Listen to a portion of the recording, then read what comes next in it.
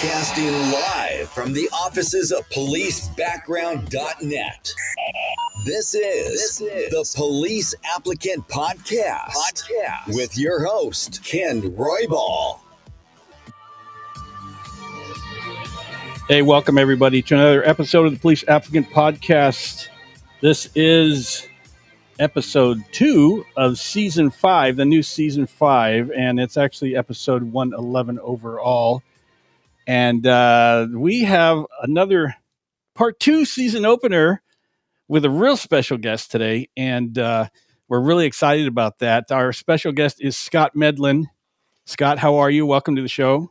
Oh, I'm doing great, Ken. Glad to be here. Thank you very much. Yeah. And as always, Donovan's here. I am.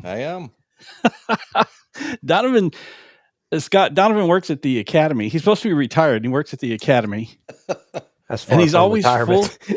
Yeah, and he's always full of energy whenever he comes back from the academy. So I like to hear all his stories. Yes. Well, I wanted to get Scott on the show because I think that for us, we just did a season 1 opener. I mean, a season 5 opener, episode 1, with the future of recruiting, and I think that your expertise, Scott, dovetails right into that because you have. We're going to get into all this. You have a YouTube channel. You speak. Is it nationwide? Yes, I've been coast to coast. Yeah. Coast to coast, nationwide, public speaker. You're a police officer. You were a police officer, Marine Corps veteran. You went back and got your bachelor's degree, I believe, and we'll get all into that. But we want to get into your resume here. But I super thank you for being here. You were absolutely the first choice. After we got the first opening episode, you're the first choice to come on the show. So we're excited to have you here. Well, that means a lot. I appreciate it. Yeah, and I've been on Scott's YouTube channel a couple times. Yeah. Talking about you've amassed over 3,000 views at this point. Oh my word! Wow. Yeah, that's awesome. That's a popular mustache, Ken. That's what made it hit the algorithm. That mustache. What's funny is people will say, they go, "Oh, your mustache is whatever your mustache is," and I'm thinking, I've had it so long, I don't even think about it. But apparently, it has something to do with my masculinity or something like that because people like it. So, thank you everybody for my mustache should have its own show or something because I am nothing. But let's talk about Scott. Scott, we want to know about your background, your bio. I'm serious, Donovan. I've looked at Scott's bio. I had to look at it many, many, many times, and I still was not able to memorize all of the highlights. Your resume could fill a big warehouse. There's so much to talk about. So I'm going to ask you to do something that I've been on your YouTube channel and I have not seen it yet. Tell us about you. Where are you from? How did you get to be Scott Medlin? Well, we can go back to, you're going to laugh at this, Ken. You're going to laugh at this, Donovan. So 2001, I graduated high school. So anyway, June, July, and August of 2001, I spent at Parris Island, South Carolina, known as the land that God forgot, in Marine Corps boot camp. Perfect time of year for anyone to go to Marine Corps boot camp, Parris Island, June, July, and August.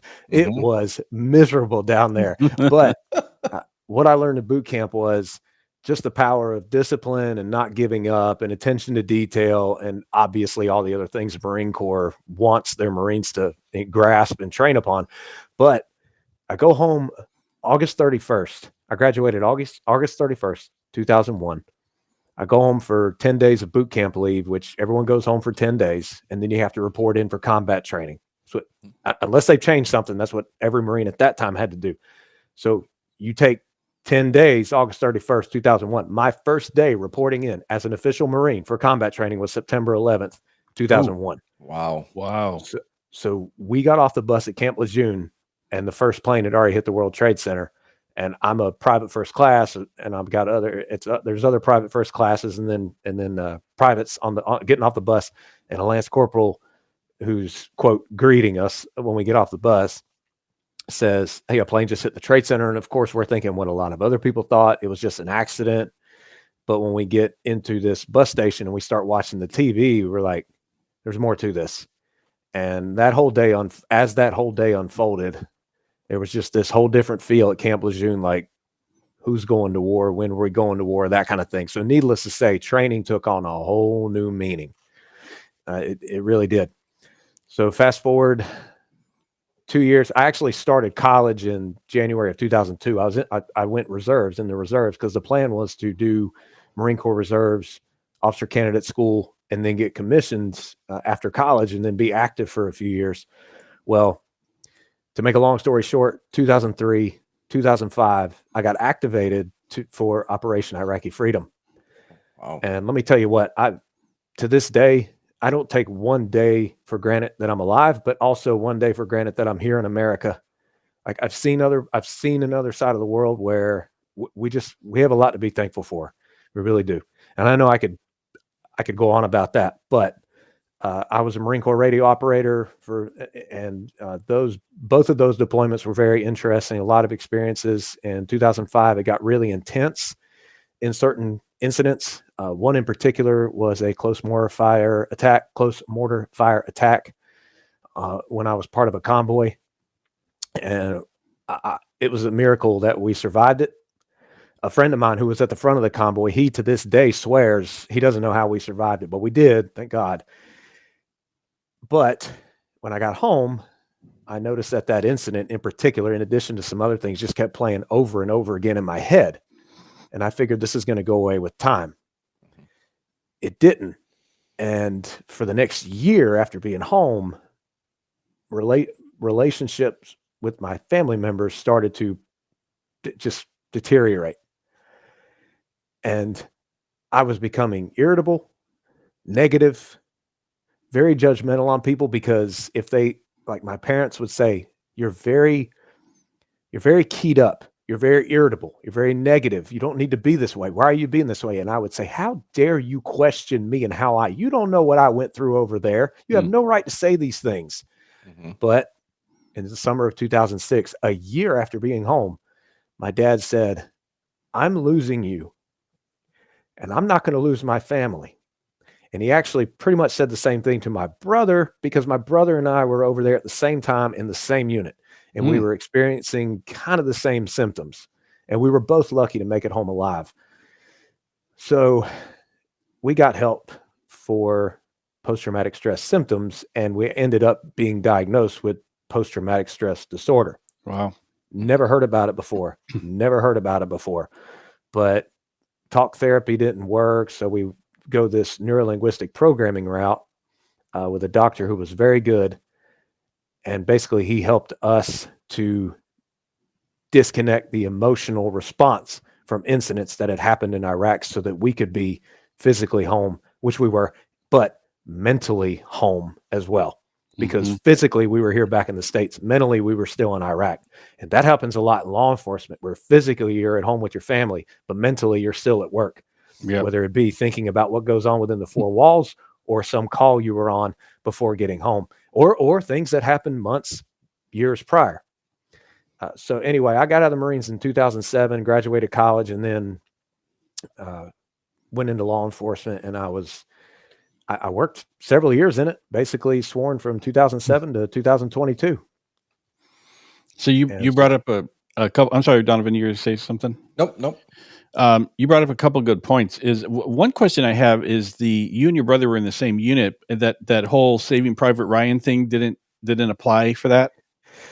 From what we understood, what we were told at the time, as long as the family back at home did not oppose, and we weren't going to be stupid about it. Like we knew that the IEDs, the improvised explosive devices, were the number one threat in the area of Iraq where we were. So it's not like we ever left base in the same Humvee, because that would have been just stupid. Heaven forbid we'd have been hit by an IED and it had gone off and killed both of us at the same time. So family didn't object. We wanted it to happen. because they were going to put me at least an hour and a half away from him. Mhm. And I was like, I'm going to be in Iraq and my brother is going to be there too. And we got to be apart from each other. That makes no sense. Mhm. So, no, it worked out where we were at the same base. And yeah, I can say I had family with me during war. Yeah. Yeah. I think part of that, it partially came about, or because of this, I think there were 5 brothers in World War II that were submariners. They were on the same ship. Yep. Yeah, and they all died. Mm-hmm. It's They crazy. said, you can't have family in the same serving in the same unit or something like that. But another thing that I wanted to ask, and Donovan, you can kick in on this too, is that sometimes candidates are having struggles getting on the job, and then they ask me, "What if I go in the military?" And I said, "Yeah, go in the military." And you got your the military paid for your college degree. I was in the reserve, so they gave me somewhat of a GI Bill, but not the full thing. But yes, if you go active, then you can use the GI Bill. If you go in the military and you're active and get out, you can still get the GI Bill, or you get a certain amount. Like I did, if you're in the reserves, you get a certain amount GI Bill. That's what happened long ago. I don't know how they do it nowadays, but yeah, you'll get something. Yeah. Donovan, I was going to ask you the same thing. Mm-hmm. Yeah, and I in the hiring process, I've dealt with military coming out and getting into law enforcement, and GI Bill is a great option. I mean, they come out, they've got a stockpile of money they can use, and if departments run things right, you can actually use that GI Bill for on the job training. So you basically can get 2 checks rolling in while you're getting trained. So you can use that during FTO or during academy, and get reimbursed for that time as well, because it's falls within the GI Bill. So it's a great program. Mm-hmm. Definitely. And Scott, what made you pursue your degree, and what is your degree in? My degree is something I never ended up using. It's in political science. Oh yeah. The only reason why I have a political science degree is because I took a few classes in political science because I thought it was kind of interesting. I found the tests not easy to pass, but I was doing pretty well and passing the tests. And I had an academic advisor say, "You've already taken this amount of political science stuff. Would you want to pursue it as a major?" I was like, "Sure, let's do it." Because from what I was told from a retired Marine Corps colonel a long time ago, is you don't go to college for a degree. You go to college so you can be a college graduate. But as a bonus, I got to meet my wife in college. So that's why I went to college. Yeah.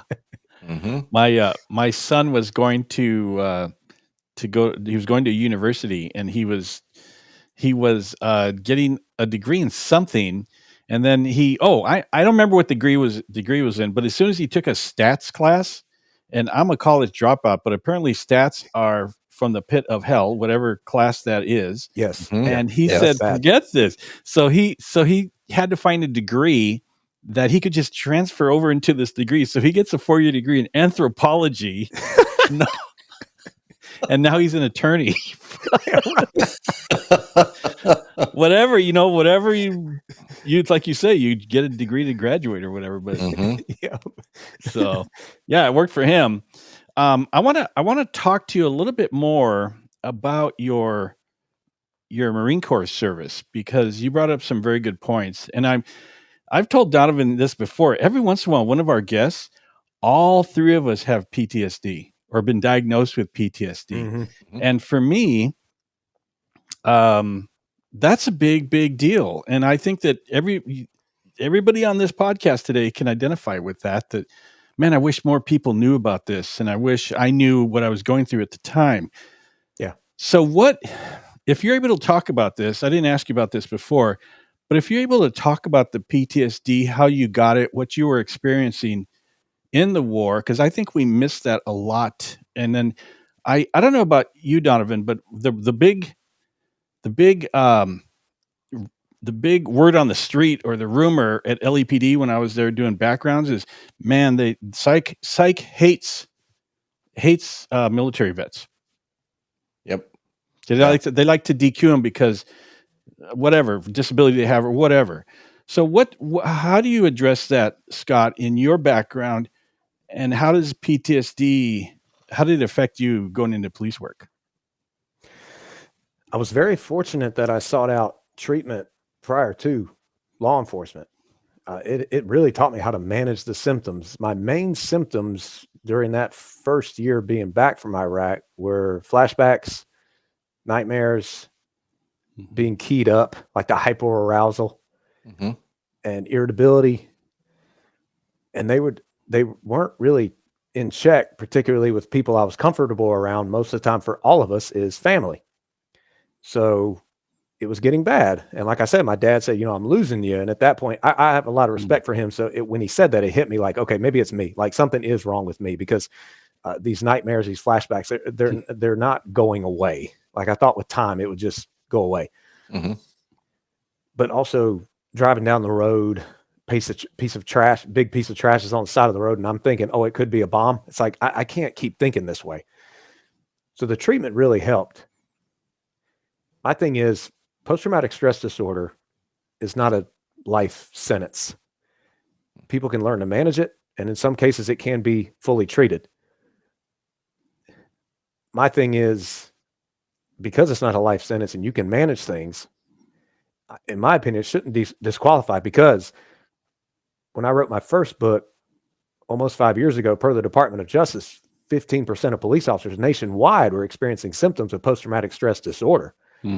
All police officers, now I'm not a mental health professional, but I've done a lot of research over the years. And from what I've heard from plenty of psychologists, all police officers at some point will experience post-traumatic stress symptoms. And this is not right after the incident occurs. They are called post-traumatic. You've got to understand something might be keyed up and trigger a memory that happened years ago. Yep. That's a post-traumatic stress symptom. Post-traumatic stress disorder actually requires a very meticulous psychological testing, evaluation, all these different steps to actually diagnose the disorder, to which I am on board with the movement and motion or notion that it should be called post-traumatic stress injury. Because, right. Yeah, I'm fully on board with that. But psych, in my opinion, really, okay, if it comes up that someone has PTSD, it should not just be an automatic disqualifier. No, absolutely not. Do they have it under control? Have they been receiving treatment? How are they with it? And plus, there's also that concept of post-traumatic growth. And someone who has been treated for or experienced PTSD, and maybe not without treatment, but they learned how to kind of bring the symptoms under control or manage them, you experience growth as a person you never thought possible. And someone who grows as a person because of past trauma can make a darn good police officer, because they can connect with people who are in crisis. And that's a skill we need. So no, I am not on board with the whole, PTSD, it should be a red flag. No. There's way more to it than that, just by the term itself. Right.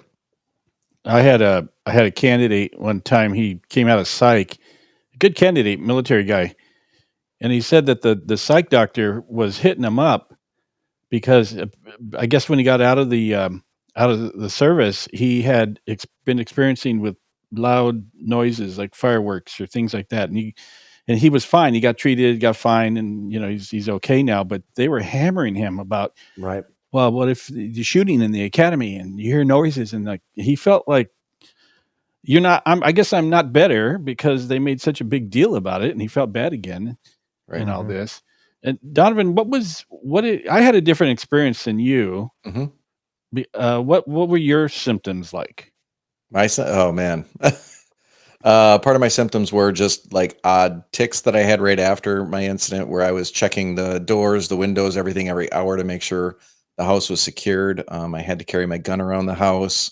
But then I was irritable earlier in my career. But after my shooting, that's when like the floodgates opened, and it wasn't just irritable. I had moments of like pure rage, things like that. So, I mean, it was not pleasant. There was a point in my career I wasn't a pleasant person, but at that point after the shooting, I was a very unpleasant person to be around. Yeah. And I don't know if you know it, Scott, Donovan was out for a morning jog, and he's, as a police officer, and he saw someone burglarizing, and they decided to shoot him. Yeah, I know. I read about it today when I was just researching the podcast and more about you two. And I read about this. I was like, good gosh. And that was what, 4 years ago now, or yeah, 4 years ago now. Yeah. Yeah. Wow. Yeah. Gosh. And I don't talk a lot about my situation, but I was diagnosed in 1992 when we didn't even know in police work that was a thing. And then what really got me during the 2020 riots, and I was glued to the TV and all that. And then I had a I forget what happened. What, I can't think of the word right now, but all these years later, over 30 years later, I relapsed because I was watching too much of the riots, and then I absorbed it all so much that it had snuck up through the back door, and I was messed up for a while. So the reason I mention that is because it could come back, and it doesn't necessarily go all the way away, and you can have triggers and things like that. So that's just me, though. I don't know if that's everybody, but I do want to, as far as being deployed, you were in the war zone and all that kind of stuff. And so did that, not the actual combat, but the Marine Corps overall, did that help you prepare for the police department? Oh, 100%. Anywhere from knowing and respecting and understanding the process of chain of command, to knowing how to work with other people, to facing things that are nerve-wracking or sometimes downright dangerous, pushing past that initial fear that we as humans can go through. The attention to detail, trying to make your uniform look sharp. So many different ways that the Marine Corps definitely was a great step in preparation for law enforcement. I'm so glad that I was in the Marines. It was an up and down roller coaster like I had never expected, but overall it did help me prepare for law enforcement in a great way. And I find that other Marines that I worked with and other service members that I worked with in law enforcement, we didn't mind if the sergeant said, "Hey, y'all need to go do this." It was just like, we did it. Yeah, I mean, and it was, of course, let me throw in that fine print for it, because you never know who's listening. It was lawful. It was ethical, but yeah, I mean, we just did it, and we it's just that forward momentum kind of thing. The military's mission focused. It helped a lot. Yeah. Donovan, I was going to ask you too, in the academy, you see the kids in the academy, can I don't know if do they get yelled at the Washington academies? I refuse to answer that question, Ken. By me, yes.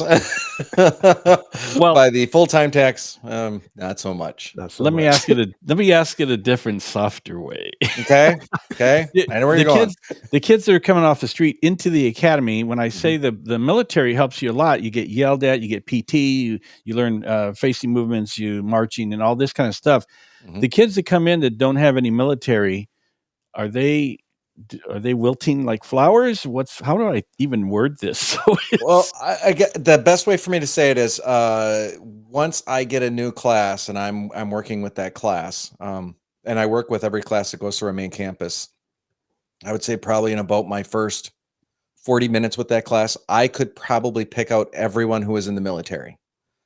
Just by my conversations, just by, when we're doing class projects and things like that, I can pick out who's in the military, and there might be one or two that I'm questionable on because they show some of the same traits that a military person would have, but just not quite there.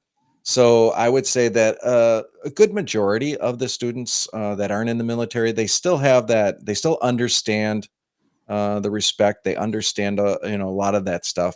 They might be lacking the polished boots, the crisp uniform, like a military person. But I'll tell you, I mean, where I'm working at the academy, we have the wilting flowers too. It's a range. But again, I just love, I mean, and then I am always able to reaffirm it because I do talk about my time living in Oshkosh. So I always ask the military people, you know, what's made in Oshkosh? And everyone's like, yep, our military vehicles are made at Oshkosh Truck. I'm like, yep, I'm well aware of it. And they all, you know, all of them raise their hand. They tell me who they are. So I'm like, well, yeah, I was right on that one. And, you know, so it's kind of fun. That's cool. I want to learn all about your police career. Scott, what year did you start in police work? I was sworn in 2007. And I was sworn in my hometown police department. It was a dream come true because right before, well, my whole senior year in high school, I had interned at that department, and I knew I wanted to work there. And it was just, I mean, let's see, I graduated in 2001, so 2007. I mean, we're talking, it was a lot of years waiting to finally get to that moment. I was ecstatic to get sworn at my hometown police department. 2007. 2000. What were you doing in 2007, Donovan? Right.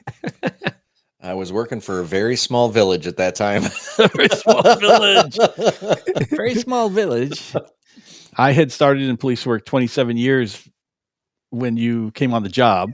Yeah. And so things might have changed. But what part of the country was it, or if you're able to say where? Yeah, I'll just say North Carolina. Yeah. North Carolina. Right. Mm-hmm. And so it was a smaller police department. There was about 100, I think at the time there was about 150 something. And then by the time I left in 2020, only for family reasons, it was up to 175 maybe, or a little bit more. That's a pretty decent size. Yeah, it was decent size. And the city where I worked was like the 12th largest city in the state of North Carolina, had about 90,000 people. And I worked in one of the busiest districts in the city. And I'm glad I did. I mean, in my opinion, every single person who comes out of the academy needs to be put in like the busiest area first. I mean, that's just the way to learn, in my opinion. Did you have a regional academy? Did the department have their own academy? No, it was one of those regional things where it was at the local community college, and numerous agencies either sent their people there because they hired them, or a lot of people were sponsored by various local agencies across the area.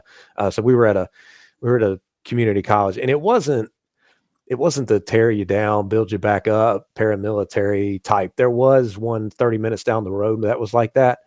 Our director was very strict, but as long as you showed up and had your BLET, quote, rookie school, quote, academy outfit looking right, and you were respectful, you shaved, he kind of left you alone. And it was more of like a college curriculum, not the sense as in goofy college kids. There was, order to it, but it was not the yelling in your face and all that. And honestly, I was part of a very good class.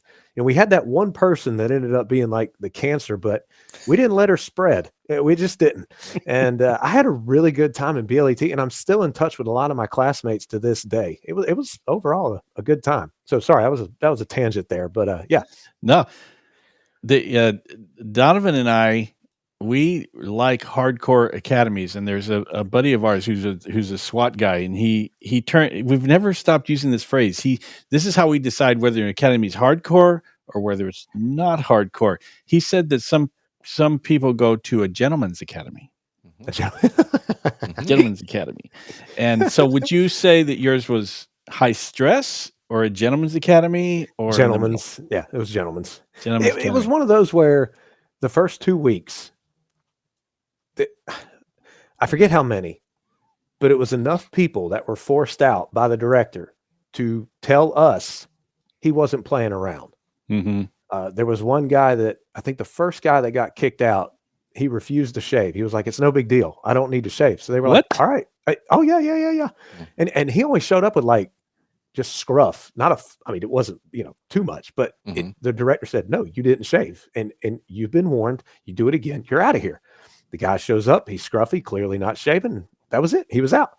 There was some people who just were lethargic, lackadaisical, weren't doing what they were supposed to. He said, "You're out." So even though it wasn't a hardcore academy, it was one of those where it's like, this director's not playing around. Right. So if we don't do what he says, we're out of here. And all you wanted to do, all your aspirations, they're out the door. Like, you won't become a cop. And it's like, in my opinion, it's not worth it. If you really want to be an officer, you're going to do what the director says, because you got to keep the long-term goal in mind.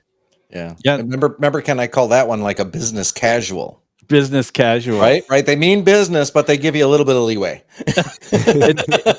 It sounds like your academy, that the standards were super high, but the stress wasn't necessarily a big thing for them. Yeah, that's a good way to put it. Yes. Because standards, I don't understand this, and you guys may have more of opinion on this, but in any academy that I know of, refusing to shave, I'm just not going to do it. I'm going to be me. I mean, what is that? Oh, that's a get you kicked out of the academy. That's what happened to that one guy. He was the first one to get kicked out, all because he didn't want to shave. I was like, did he not want to be an officer in the first place? Why would you refuse the order? Like, do it. Good gosh. I can't wait till Donovan retires for real, and then we're gonna have a whole episode on I hope you're writing all these things down, Donovan, because we're gonna have an episode on that. And some of that stuff that you're talking about, I'll just fall back on. It's coming in with this theory that adult learning is a good thing in academies. Putting the learning back on them and taking the teaching away from the instructors. And I think I'm not on board yet. And Scott, we've mentioned this so much that our listeners know this. And Donovan, I don't know if I told you about this. I think it was maybe 2-3 months ago. Somebody called me, and I love it when they call me and go, "Man, I just got hired. I'm going to start the academy." I love those calls.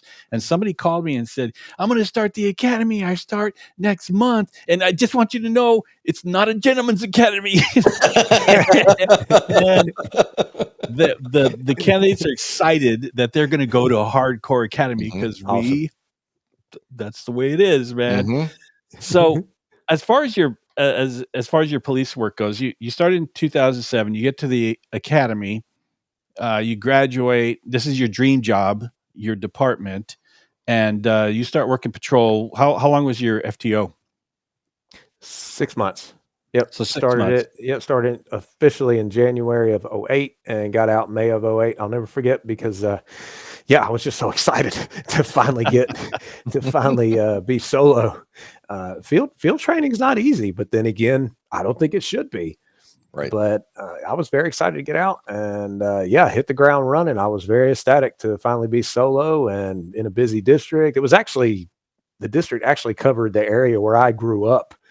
So I would sometimes see classmates of mine, sometimes on good terms, sometimes on bad terms. Yeah. People get older, and people that you knew. Yep. So you did 6 months, and it was single officer cars? Yes, they were. Okay. What do you guys think about that? I mean, we always worked at an A car, which is a 2-man car, and I don't know anything different.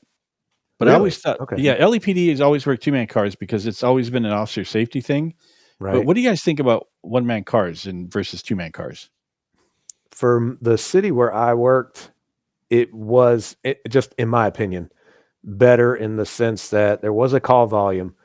This neighborhood got hit with car B&Es, an officer needs to go there. We got a crash at this intersection. We need an officer there. So you were able to disperse officers throughout the city more. Instead, if it was a 2-man car, you have one car tied up with 2 officers. But I get it. When you get dispatched to high risk calls, it's great just to have 2 right from the start. Yeah. That's your answer. Well, I mean, for me, I mean, that's all I ever knew was a 1-person car. I mean, there were special assignments where you'd have a second person in the car, and it gets pretty cramped once you put that second person in there. You're like, wait a minute, you're in my personal space here. When you're not used to it, it's something you just learn to operate on your own. It does. Plus, eventually I became a training officer, and I trained probably 4 or 5 people throughout my career. And that laptop in the passenger seat, like you oh my gosh, it is so cramped. I'm just like, man, I can't get out of this car fast. Anytime I had to get out fast, I ended up reaching with both my arms and, opening the door and reaching both my arms up and pulling myself out of the car, Yeah, they make them a little cramped. Yeah. I think with the 2-man cars, you rarely, well, not rarely, but you didn't have to ask for backup on calls automatically because you had your Right. backup with you. Mhm. Yeah. I remember one time I was standing at a 7-Eleven and there was this guy. I can't remember if he was homeless or whatever he was doing. And for some reason, I was on the lower part. You step up to go on into the store sidewalk or whatever, and I'm on the lower part, and he's on the upper part, and my partner's standing behind him, and he goes, "I'm fixing to take you out," and I'm looking at him going, "You're fixing to take me out," and then my partner's behind me going, okay, and so he was already there, man. And it turned out to be nothing Very because true. I don't remember a fight. So I must have just blown him off or something like that. But I just liked having my partner there. You just get used to it. Right. Right. So I think there's a lot of different theories about that. But so how you were in the department for, was it 14 years? Well, here's what happened. I share this a lot when I go speak. So I'm at my hometown department and I'm very excited, but that first year and some change, I got in with a group of negative officers and they negatively influenced me and I made a bad negative decision and I left. They Oh. convinced me that the department was a sinking ship. Oh. It wasn't a sinking ship, but Mhm. I'm new. I thought these guys knew what they were talking about. They were just bitter and negative about everything. Looking back, and I'm not knocking them personally. They had a lot going on in their personal lives. And unfortunately, I think it was being taken out at work. But yet at the same time, they didn't agree with certain things that were going on. And it just, when you're a rookie, you're very impressionable and your perspectives are very moldable by being influenced by others. So I quit. I went to another neighboring jurisdiction's agency, and about 3 months into it, I realized, dang, I wasn't pursuing another opportunity. I was running away from something I thought was negative, and it wasn't even negative. So like I felt negative. I was trying to escape a negative emotion. Mhm. So I begged and begged to come back, and they put me in an oral board, and they chewed me out for an hour and a half, and rightfully so. But I still think to this day, I hold the record for the longest oral board at that department. 90 minutes. So 8 months later, I go back, and do you think I ever let the negative crowd get a hold of me again? Oh, heck no. Not overall. I mean, of course I would gossip, of course, at times get sucked into the negativity, but I was always aware to don't stay there. Mhm. And so come back in December of 2009 and then worked all the way to August of 2020. 2009 to 2020. Mhm. Yep. I've worked backgrounds where I've done the background, the person got hired, and I remember specifically this one time. Usually, when in LAPD backgrounds, you usually get the background back that you had done originally because you knew the Mhm. case, and so he comes back, and he had been on there about 5 years, and he wanted to come back, and he had cashed out his retirement, his pension, because I'm going to go over here because LAPD's pensions don't transfer over to Okay. anywhere. Mhm. Right. And so he had to cash it out, and then he decided to come back. So he lost like $30,000 in pension at the time, and then it's like it wasn't what I thought it was going to be. So I suggest, and you guys can chime in on this. I suggest, and also I want to mention that one of my first training officers, he said, "Yeah, do your probation, then go to another department." I didn't listen to him, but Golly. I mean, my suggestion is that if you even think about leaving a department, think really, really hard, and do not make it just a real quick decision. Right. Right. Right. You have to be pursuing another opportunity that you feel called to do, or that it's because of how it can help you in the long run and be an advantage for your life, your family, that kind of thing. It cannot be just because you're ticked off at the way the admin is or something like that. Now, if it is that toxic where it is consuming, like it is just deteriorating your health, I encourage people. There's a lot of different ways you can start to implement different things to take care of yourself and strengthen your mindset. So you shift your perspective. I mean, it's a whole thing called neuroplasticity. Like we literally have the ability to rewire. Our brains have the ability to rewire. Thus, we can change our thoughts and change the way we feel and shift our perspective in a growth mindset kind of thing. But if it's factually that bad for you, then I would say it's time to move on, but only if you find another opportunity. Only. Yeah. Mm-hmm. I Donovan and I keep up on LAPD stuff because I do, but we went through this thing where it was the Chief Charlie Beck of LAPD, and then Michael Moore was recently, and people were like, "Oh, can't stand it here. I hate these people," and everybody blah blah blah. And now they went through this time, but the majority of officers stayed and went through the fire, George Floyd stuff, and all this kind of stuff, and now they have a new chief. And this chief, for the most part, walks on water. They love him, and LAPD is the best thing ever. But a year ago, no, they could have left. Right. Yeah. So, yeah, no, that's amazing you said that, because I remember when I did come back, there was a captain that pulled me aside and he said, "Look," he said, "even if you don't like the way things are up top," this is a captain telling me this. He said, "those who forge their way through the fire in hard times typically come out better on the end." Because I remember that did happen when I was still there. We got a massive pay bump because when a new chief came on board, they did a pay study and he was like, "We're not getting paid anything competitively compared to other agencies around." So we got a big pay bump. Like if I'd have quit, just I mean, well, if I'd have quit again, I wouldn't have experienced that big pay bump. Mm-hmm. Yeah, and Donovan, we saw some departments in our area in Washington State that they could not give enough hiring bonuses to save their lives. People were just not biting. And now I feel like it's maybe turning around a little bit for these agencies too, because maybe new leadership, or how does that, do you feel the same way? New leadership and communities have changed their perspectives back to pre-pandemic philosophies. So there's a big change that way as well. So I think the officers are starting to feel a little more support from their communities again. That helps. Yeah. And our last episode, the season opener was with the captain of LAPD and an investigator from Colorado, and we were talking about the future of police recruiting starting in 2025. And I think that they've turned a corner as far as all that goes. So you go through your police career. Was there anything in your career that stands out to you that was a pivotal moment, a call or something like that, where it was really maybe something difficult that you saw? Yes, about 3 years into the career, I've already been back at the hometown department for a little while, and I got dispatched to a hotel for a check welfare call because a man didn't check out on time. They were concerned about him, and I thought, well, he's probably drunk in the bed. We'll just knock on the door or whatever. We'll get him out of there.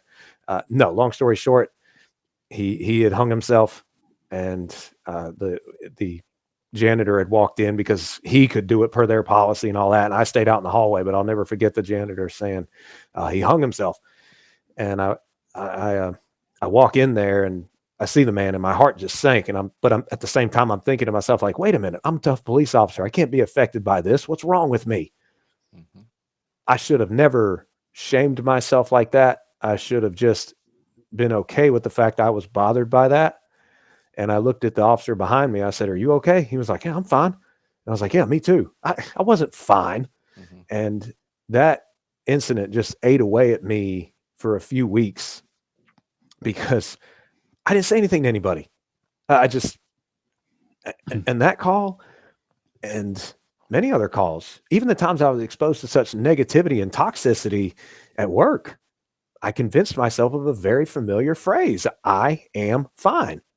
Mm-hmm. But that's the one that sticks out to me, where it's like, that's where I started this whole "I'm fine" thing, because I was always taught, don't listen to the radio on your days off. Don't sign up for a ton of off duty because you can't get time. You can't get time back at home, that kind of thing. Have friends outside of the profession, and these kind of universal rules of thumb for career survival.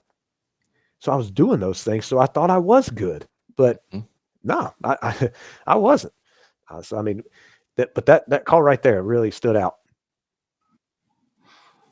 And I think in this room here, we have 3 generations of police careers.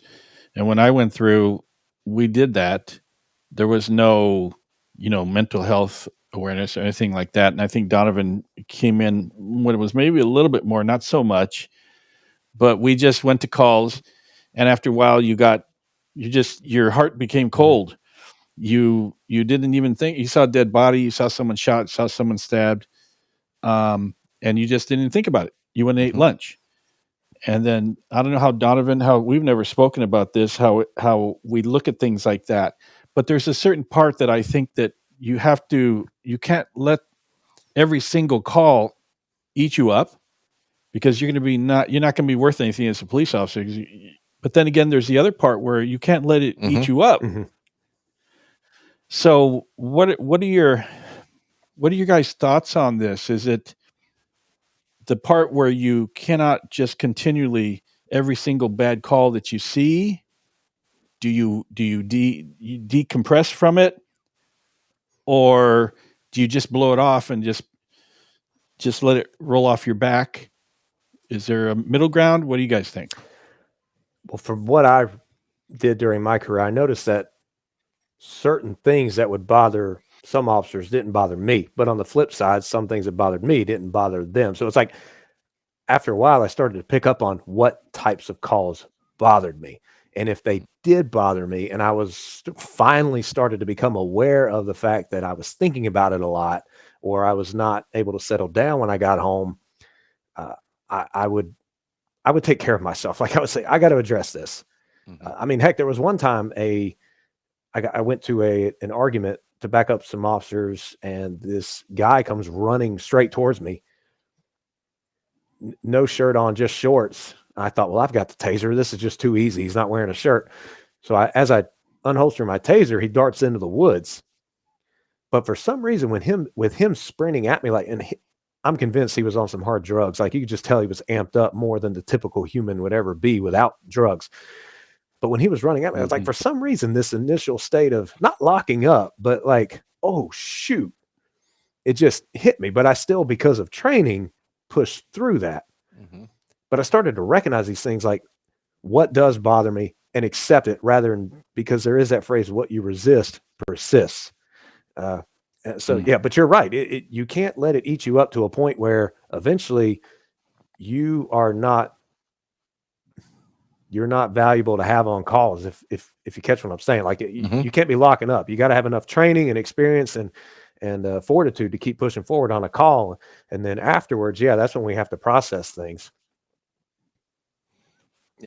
I kind of go with what Scott says. I had an incident where I was working ICAC, Internet Crimes Against Children, and I remember a case that I had one, and I went to my immediate supervisor. I said, "Hey, this one just really rattled me." And he looked at me. He's like, "What are you, a girl?" And talk about scarring someone. But then it gave me that flip in my the way I handled when I became a supervisor, when I was a sergeant. In a smaller department, I was still working the road doing investigations as a sergeant. And if one of my troops would come to me and say, "Hey, there's a sexual assault, I just can't handle it," I'm like, "All right, step off to the side. I can handle it for you. I got your back." I wasn't going to be that supervisor that said, suck it up and just work through it. So I think it's just reading your troops is a big thing. And, on your squad, just knowing who can handle what. Everyone processes things differently.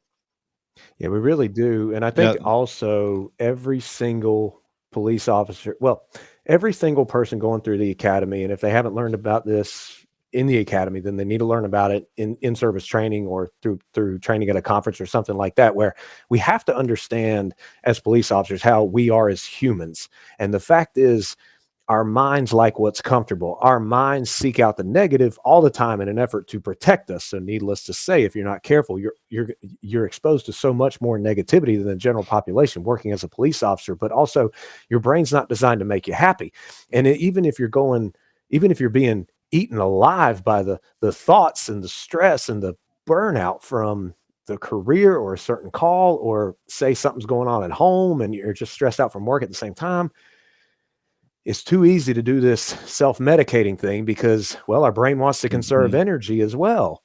And therefore, if I'd have known more about that getting into the career, I think I'd have been more vigilant and on top of certain modalities we can take to strengthen our mindset and take better care of ourselves, so you don't go down a bad rabbit hole, to which, yeah, I mean, police officers are drastically more at risk of mental health conditions compared to the general population. Not to say it's a guarantee, but Right.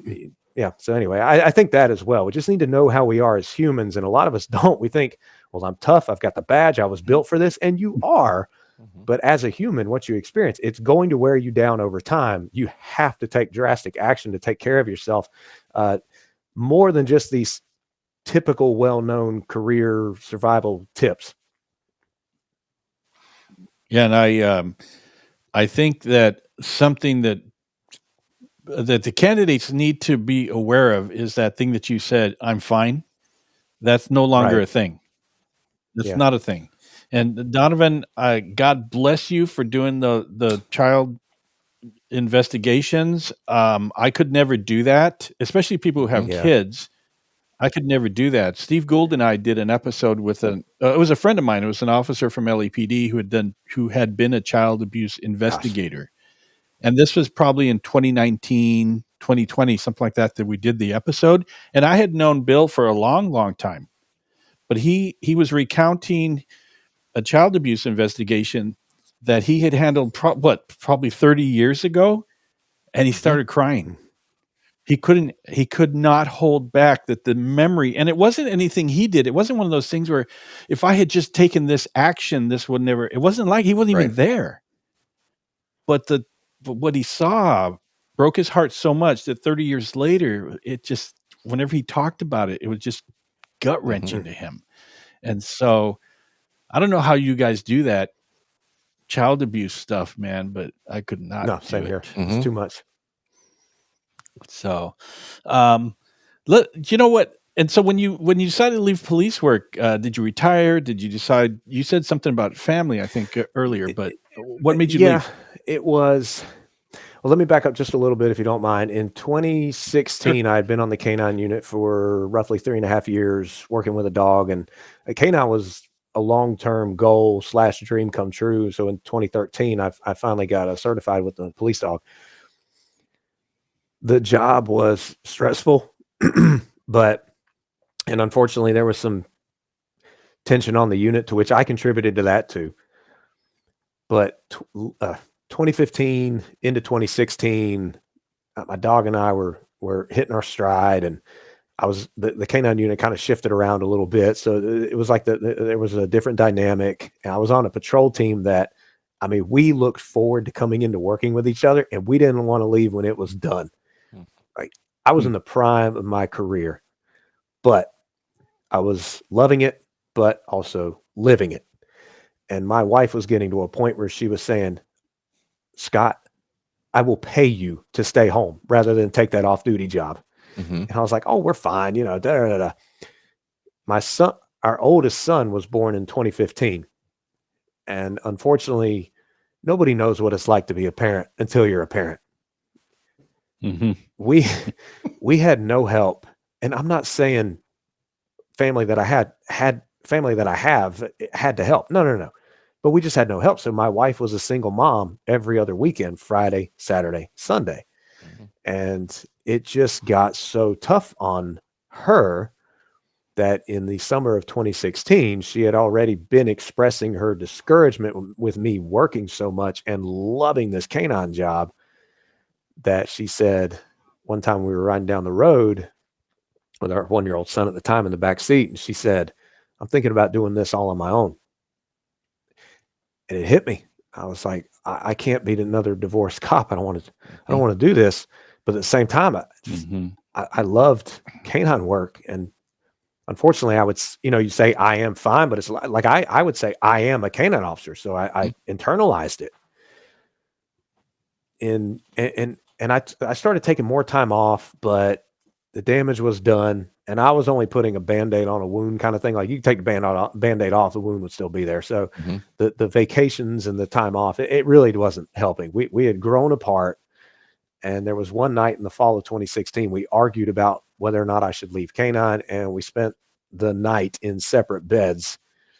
And I thought, wow, it's gotten this bad. And so at that point, I realized I had to put my family first. I didn't want to lose my family over a job.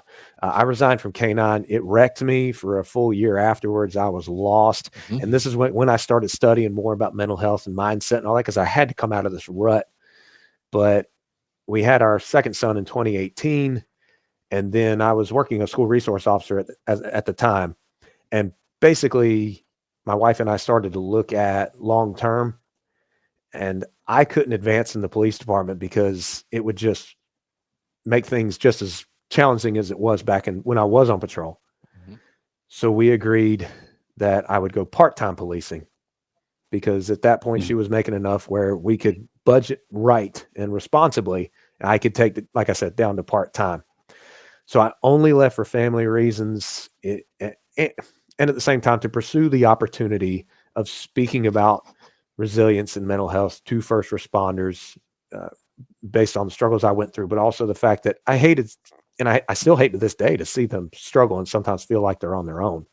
But so I went part-time with it, and I left the hometown department, and I'm so grateful that I got to work there for as long as I did, and all the experiences I had, the memories I had, the people I got to encounter in the public, whether good or bad, whatever, and catching criminals and all this. It was great.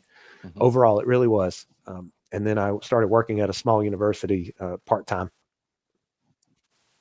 What did you do there?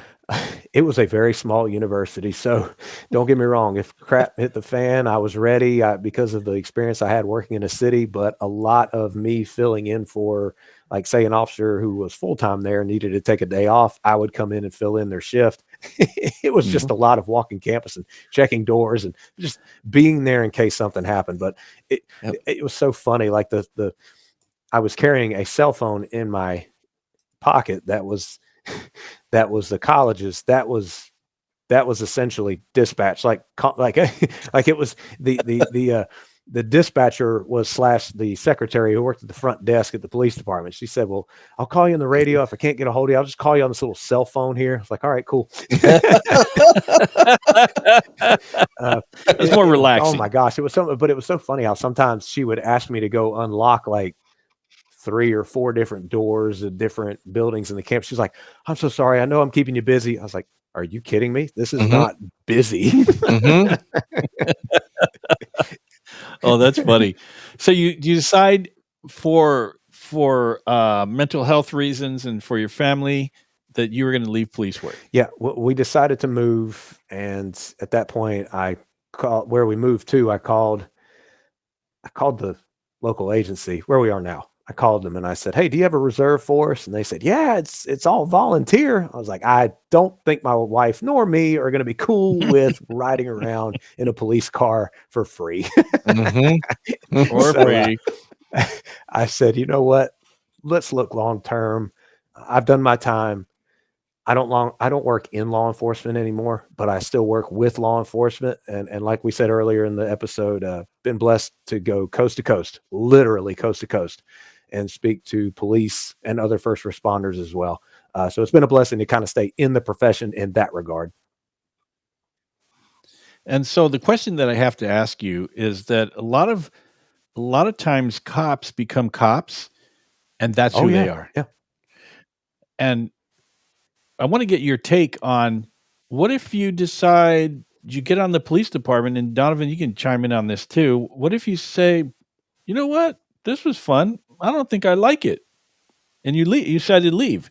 And then there are those cops that for whatever reason they leave and they go, "Oh my gosh, I'm not a cop anymore." And it's like their world ends. So what do you guys think about, what if you come to the point you go, I can't do this lifestyle, or whatever the reason is? Do you have to hang on to that title for the rest of your life? I was a cop. You can't, in the sense of it being your identity. It's because at that point you are relying on an external thing to shape who you are, and it was never who you are. Yeah, okay, the servant's heart, the willingness to help others, you can do that in other ways, but no, retirees have a hard time with it also. It's people that have been on the job 30 plus years, like, this is all I've known. Well, it's not all you know. You know how to communicate, you know how to work. You learn so many skills in the profession that can easily bleed into and help you in other opportunities outside of the profession. But it's also, I think, in the culture in and of itself, it's kind of this thing like, we are police officers. It's kind of like you internalize it, but we got to somehow change it where people think, if I leave the profession, that doesn't mean that my best days are behind me. There can still be great days ahead. Yeah, I'd agree. I mean, when I retired at the end of 2023, there was a lot of days I felt lost because I was a police officer, and all of a sudden, bam, you're not. I mean, I was Officer Heavener for 29 years, and all of a sudden, you're not. And it took a while for me to figure out how to not be a police officer. And it's a tough thing. It really is, you know. And I even know people who just on the job 15 years, they didn't retire. They're like, nope, I need to move on. They still have that same thing, because I mean, really, when you're on the job, you have that mindset that you're working 24/7. So you just have that identity as a police officer. So it's tough to break that. Yeah. And that's okay that it's tough. It's just a matter of, it's just how tough is it for you? Some people, like I said, just like you said, Ken, it's they feel like they're like it's this sense of loss of identity. But we've got to understand there are other opportunities outside of the profession. And also, I say this when I speak. I talk about how I was not good at home for my family, particularly when I was constantly thinking about something, and hypervigilant when my wife and I would go out. I thought I was just being aware, but I was being hypervigilant. Like I was always on the lookout, and she was like, "Hey, I'm right here. You're doing that thing where you can't stop looking around." And I would say, "Well, at least I'm aware of my surroundings." No. It was hypervigilance, which is a sign of post-traumatic stress, and a symptom of post-traumatic stress. And it was just, it's one of those things where officers also have to believe that the department moves on. You have to be able to move on. Like it's not your family. So like when I'm all involved here at the police department, thinking this is my calling, it's I hope I say it right. We're in the sense of you there's that phrase, you give the career the best of you and your family what's left of you. And you feel like the department, it really not necessarily needs you, but like you bring so much value to it, and it's a great calling. But I mean, right as you hand in your card, you can't get back into that department where they say we're family. No, Right. your family's at home. Yeah, you make family within the department. There's a handful of officers I could call up now because we're tight, but the department moves on. So I think that's something else that would help a lot of police officers if they don't hold on to like this department like it's a play. Like, hope I'm saying it right. I don't want to ruffle anybody's feathers, but it's like it is what it is. The department's not your family overall. It moves on. You should be able to move on to. And if it's hard for you, that's fine. There's support out there and people you can call.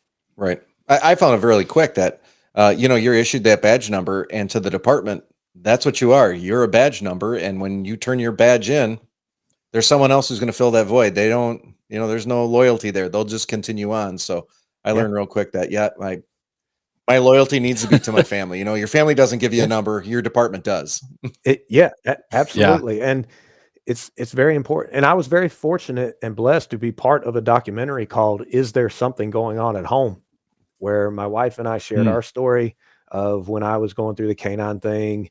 But Mike and Deb Ortiz shared their story about how Mike was a federally task force officer and just really, really loved the work. And then when he retired after 20 something years, one day he's a federal task force officer, next day he's not. And he could not handle it. And all his energy, his feeling just like misguided on where to go in life, he took it out on his family, and it was horrible. So they talk about that story as well in the documentary. It's really, I would recommend anyone listening to it, even if your family's doing just fine and you work in law enforcement, you got to be proactive with your health. You got to be proactive in work. You might as well be proactive with your family as well. And it's just a good 45-minute tool to help set you up for success. But also realize if you do find yourself in a bad situation, you can work your way out of it. Yeah. I think that our listeners need to realize going into police work that police officer is what you Yes. do. It's not who you Mhm. are. And I remember this thing from years ago where people, I don't know if it was a Christian thing that I saw or something like that, but it said, "What do you want written on your tombstone?" Me, I wanted to say, was a good cop, handled calls really well, always showed up to work on time. I don't want that. I want he was a good husband. He was a good father. He was a loved papa. He was a good friend. And I want those things on my tombstone. They're not going to care about my police career and things like that. It's who you are. And I think as the years go by, and speaking about retirees, I've been retired a long time, and there's a community out there, especially with social media and things like that. And I don't know about you, Scott, but Donovan and I, we're still part of the club. I have friends that have been on the job from this podcast and from people that I hire. They've been on the job for, 1 to 15 years or whatever, 25 years that have been on the job now. And then people that are going to retire and cops that are cops now. And we're still talking about, we're still in the club, And so with the advent of social media, you could still keep those ties and talk about things like that. But I just think it's important to realize that your job is not, if you could be a multimillionaire, billionaire, the world knows your name, but that's not who you really are. Right. Yeah. Well, pro athletes go through this challenge when they finally step off the field, and all of a sudden they're like NFL players or say the NBA. It's like there's not that coliseum of people cheering them on anymore. It's done. I mean, it's what you did.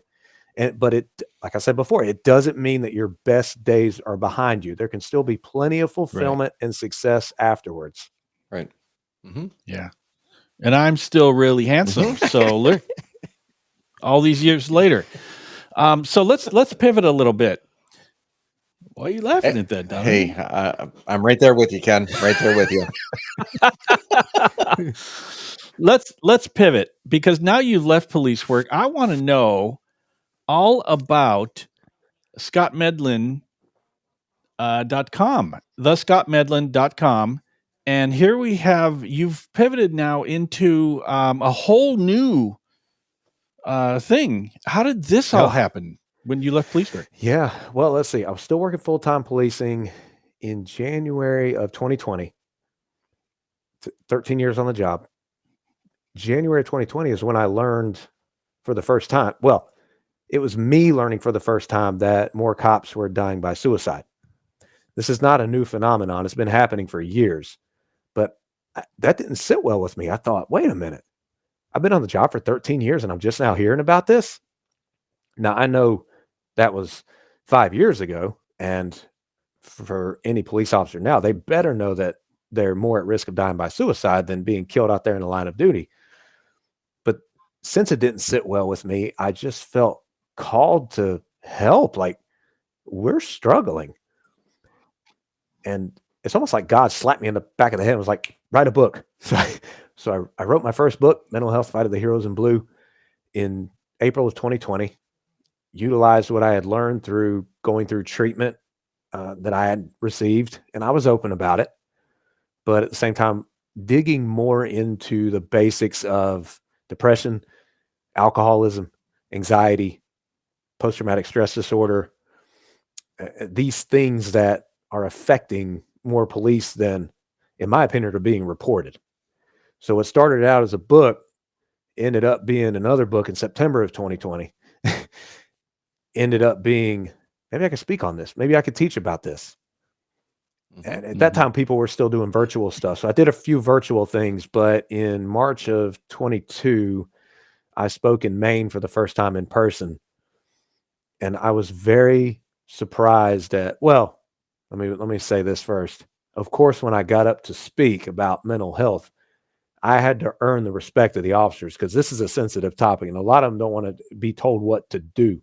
I told them I was coming to them as a friend to have an uncomfortable conversation about a hard topic, particularly coming to them as someone who had to learn a lot of things the hard way. And I don't want you to be like I was. but to understand we can rise and prevail and not just go through the career and survival mode, which is what a lot end up doing, myself included, at certain points. And at that point, I was just like, maybe I can keep doing this. And sure, I mean, it's kind of what it's not a full-time job of mine. I'm still Mr. Mom for the but once or twice a month throughout the year, I do get to go speak on this and present what I call the 10 code mindset course. And I just called it that because it focuses on mindset, but 10 code just screams police. So I thought it was plus a multimillionaire marketer told me, hey, go with 10 code mindset. So I did. I wasn't going to argue with him.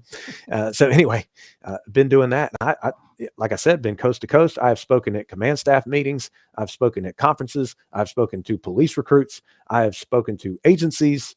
I've been blessed to I've even spoken one time. I went to Ohio and spoke at a CIT training at a mental health recovery countywide program. So there were counselors, firefighters, corrections, police. It was a wide variety of people.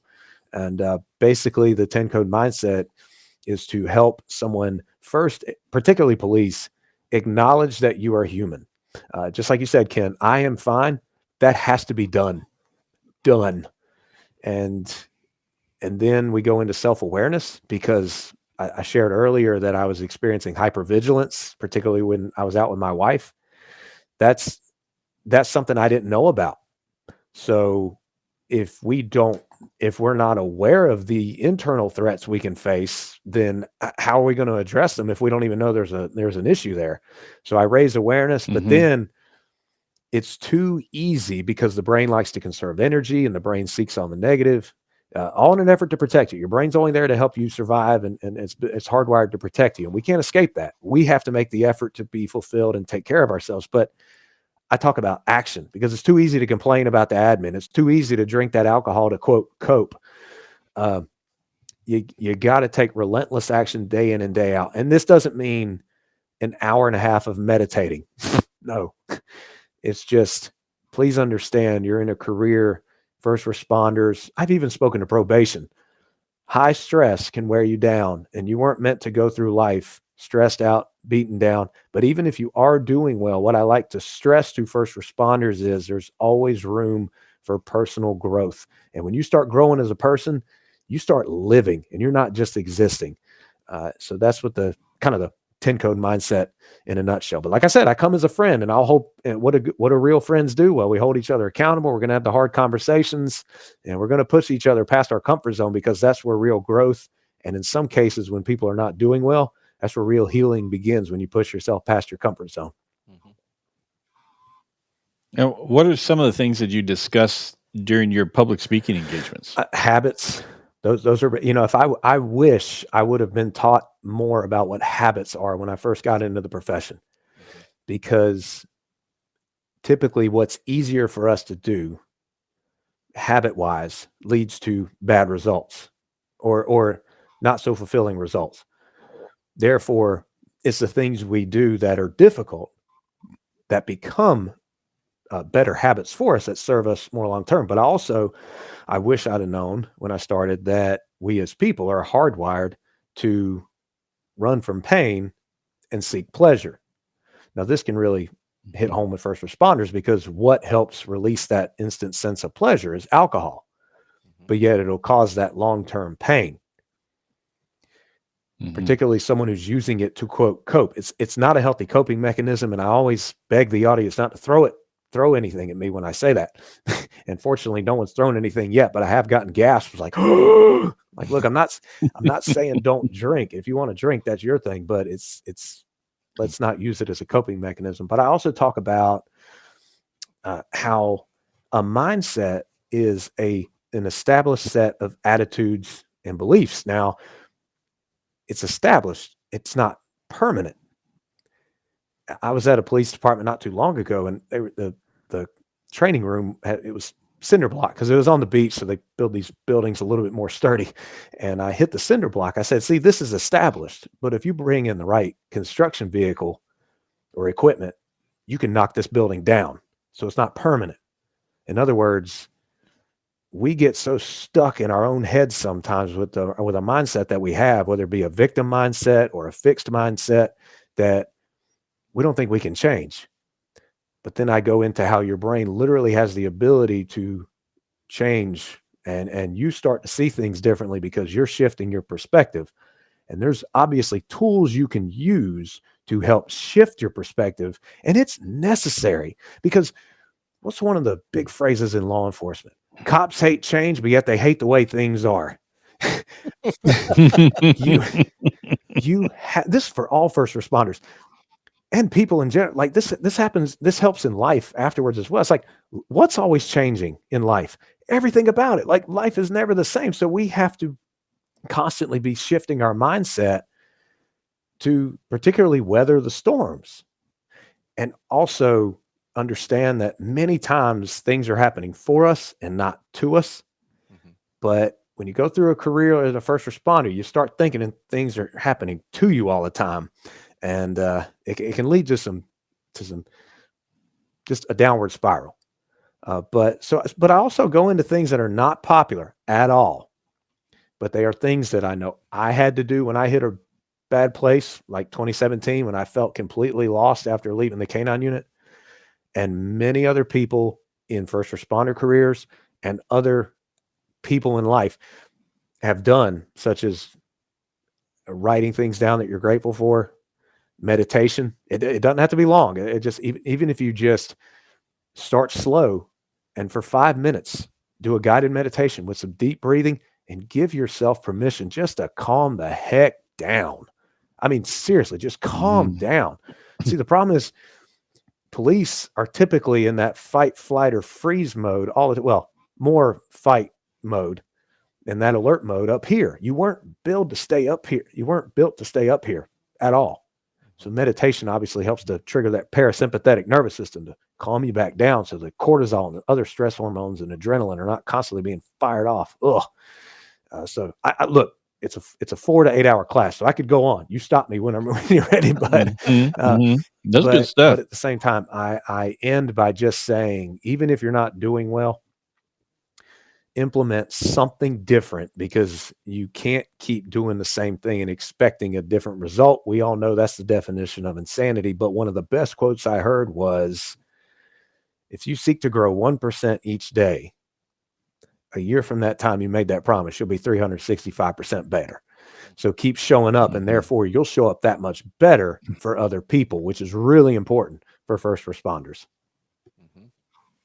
Now you, the 10 Code Mindset, you have a big YouTube channel, and you have a ton of videos for police candidates. Yeah, it's for anyone interested in getting into the profession. I also make it for rookie police officers, some veteran police officers. Check it out as well. It's just basically, I'm diarrhea of the mouth, shouting out what I learned through almost 15 years of being sworn. But yeah, that's a good, very popular channel. Thank you.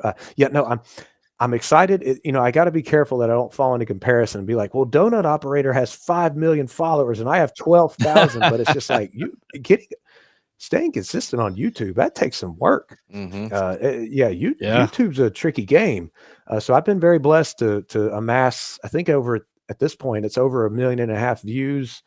I've had good guests, including you, Ken. I mean, I really enjoy interviewing people and adding value to the profession. And I really enjoy the comments where either rookies or veteran officers are like, this is helpful. This is what I needed to hear. In addition to the inevitable haters that have come on the channel. And just because I was a cop, they hate me from the get-go. So now, with regard to the 10 Code Mindset and our podcast, how can our applicants benefit from your teachings, I think you have a couple of books and your YouTube channel? As you're going through the process and you're getting closer to, say, the academy, and then you go to the academy, and as you're getting closer to that FTO phase, and as you start the FTO phase and you start getting ready for solo, as you go through these processes, I think the 10 Code Mindset channel can really help you when it comes to learning how to strengthen your mind, give you information and advice that can help build you up. So far as like the more you know, the more you can act upon, the more confidence you have, that kind of thing. And, they say knowledge is power, but I don't believe in that statement in and of itself. You have to act upon what you know. And I do my best to just give very practical steps on the numerous videos I've done throughout the 10 code mindset on the different phases of how to prepare and how to be as good as you can be throughout the processes and stages of a police career, all the way back to the applicant phase.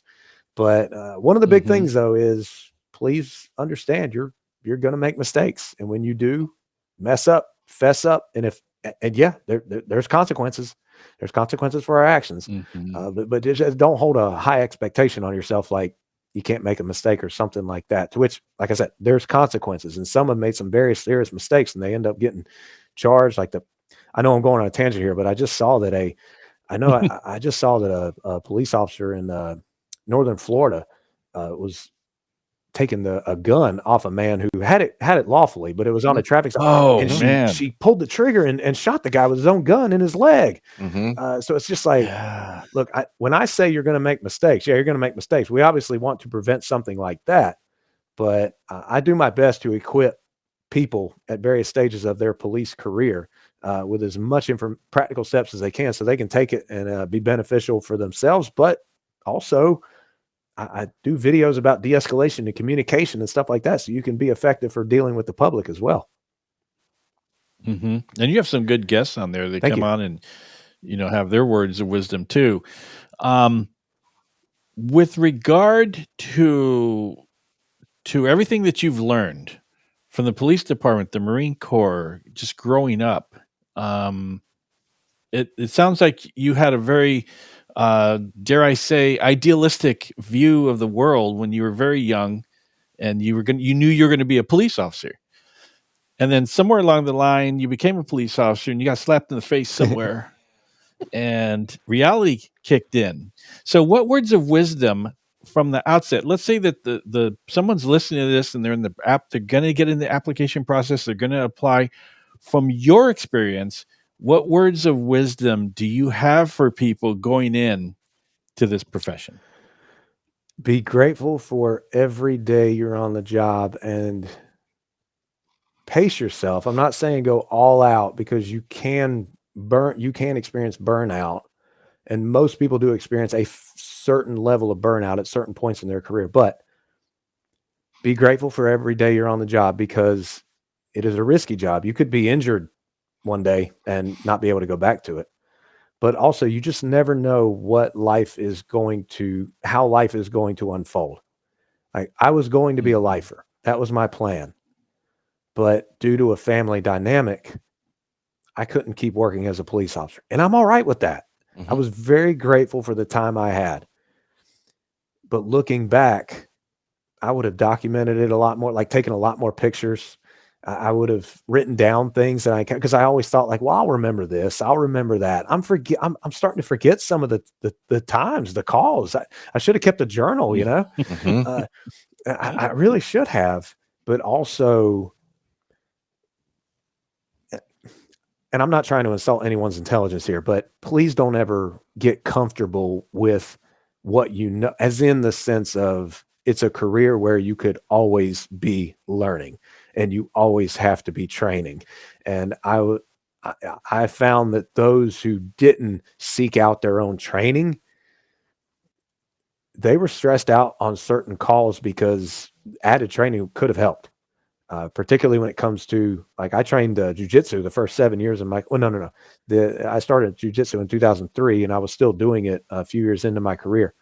It not only helped when crap hit the fan and I had to gain control of someone, but it was good for physical conditioning, good for mental health. Like, it's just, there are aspects of ways you can train for the job that help your health as well, and you can transfer into other areas of life.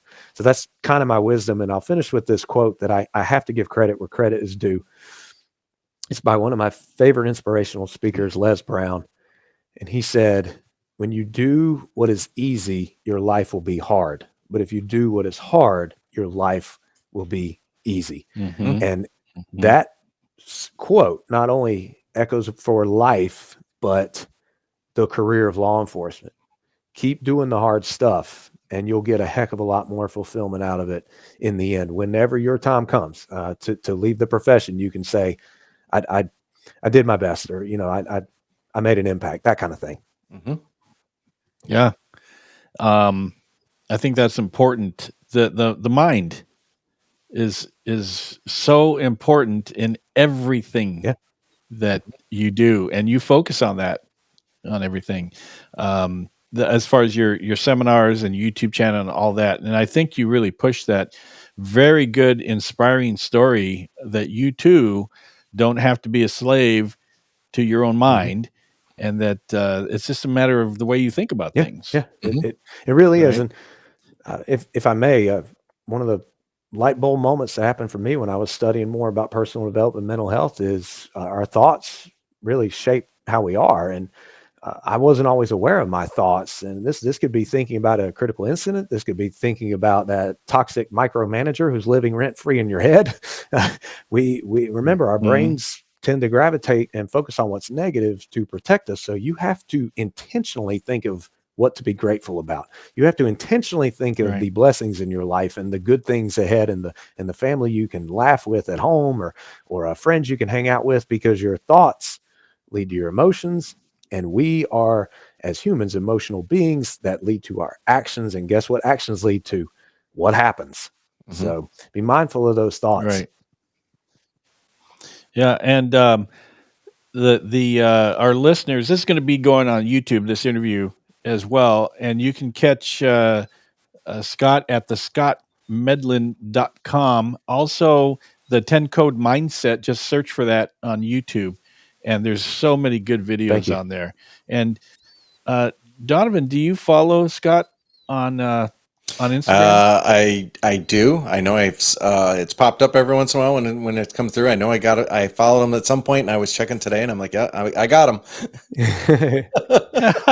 And he posts a lot of good, inspiring workout stuff too. Oh, thank you.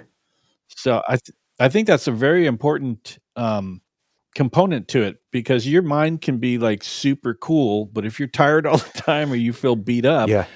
Oh yeah. Right? For me personally, when I've been at my absolute worst at certain points, whether it was battling the stressful symptoms of post-traumatic stress disorder, or in a time in my life I was battling an addiction, or that period of feeling lost inside after resigning from Canine, two things for me personally: my faith and fitness really helped. And I was going to mention, you are a man of faith, and that plays into it as well. That's a big component. Oh, big time. Well. I mean, I know I'm flawed, but God's perfect, so I need to follow him, not me.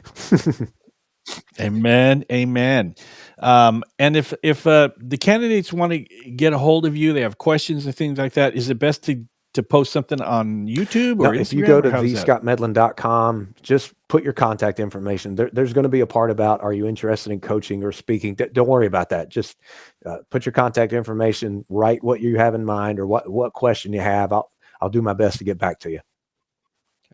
Okay. Donovan, how you doing? This is really good. Good information. Thank you. Our listeners are going to enjoy it. They'll take something away, hopefully. All right. This has been a Kick Butt season 5, episode 2 opener stuff. Five seasons. And I'm so glad to have Donovan here. Donovan recently returned back from the Ice Cube of Wisconsin. And I was sad because in the middle of the night, it was getting to be in the 20s here, but Donovan posted a photo of some kind of -2 on my last day in Wisconsin. I was happy to get out of there because it was only getting colder. Oh, forget that. Well, he's all sweating now. So welcome home, Donovan. Thank you, Scott. We really appreciate you being here. I love when you and I get to be on one of your shows, because your video editing is awesome. And but I've been chomping at the bit to have you on our show, and you did not disappoint. Well, I appreciate it. Means a lot to have finally been on the Police Applicant Podcast, and now I need to get you, Ken, back on the show, and Donovan can join us, and we'll figure out something to talk about, and we will we will make it happen. Absolutely. All right. Thanks, you guys. We will be back in a couple of weeks.